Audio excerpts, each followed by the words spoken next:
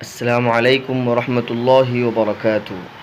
محترم ناظرین اکرام، حضرت حسن بصری رحمۃ اللہ علیہ کا قول ہے۔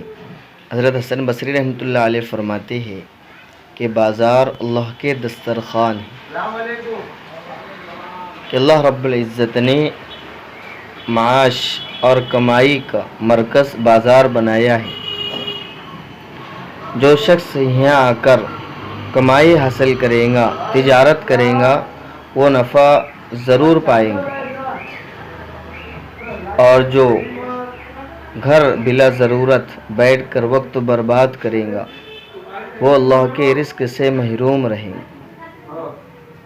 کہا بازار اللہ تعالیٰ کے دسترخوان ہے، کہ معاش اور کمائی کا اللہ نے بازار کو مرکز بنایا ہے۔ جو شخص یہاں آ کر کمائی کرے گا وہ ضرور نفع پائے گا، اور جو بغیر عذر کے گھر بیٹھے وقت برباد کرے گا وہ اللہ کے رزق سے محروم رہے گا۔